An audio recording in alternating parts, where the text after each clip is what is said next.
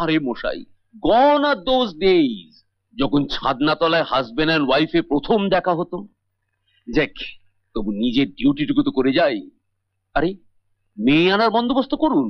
একটা কথা ভুলো না, এ শুধু তোমার বিয়ে নয়, আমার মান সম্মান ভবিষ্যৎ সব জড়িয়ে আছে।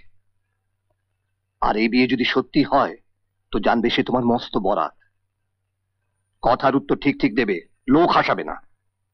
থাকবে মনে? হ্যাঁ না যা হয় একটা কিছু বলবে। কি বলবে তো?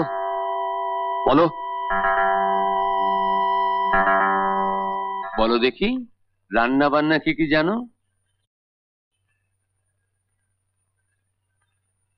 কি বলো, লজ্জা কি?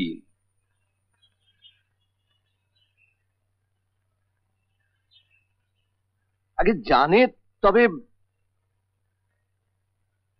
আর সেলাই ফোড়াই?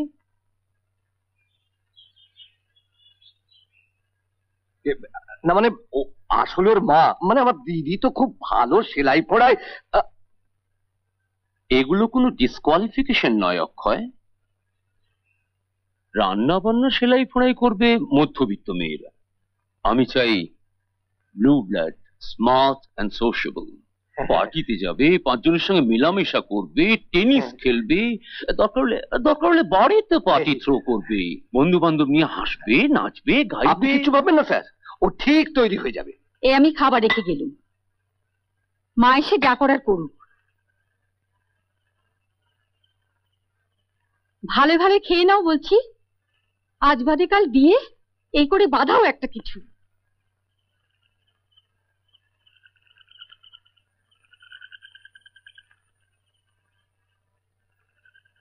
খাচ্ছ না কেন দিদি ভাই? কি হয়েছে তোমার? বলো কি হয়েছে? কিছু না। যদি বলি তুমি লুকোচ্ছ? তোমাদের দয়ায় আছি, জোর তো কিছু নেই। কিন্তু যদি আমার মতো একটা দিদি থাকতো তোমার, পারতে এমনি করে এড়িয়ে যেতে?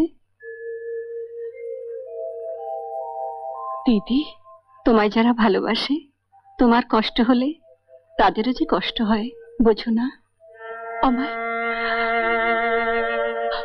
আমায় তুমি ভালোবাসো? না না, আমার ভালোবাসার কি বা দাম? তবে দিদি ভাই, আমার অসুখে তুমি যা করেছো, পৃথিবীতে শুধু আর একজনই এমন করতে পারত।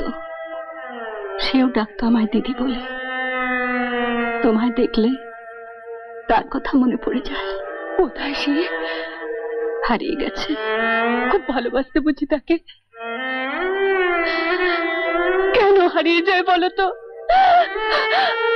ভালোবাসাগুলো কেন কেন এমন করে হারিয়ে যায়? জানি না। সত্যি বলছি দিদি, বিয়ে আমার, এই বিয়ে আমি করতে পারবো না, কিছুতেই না, কিছুতেই না।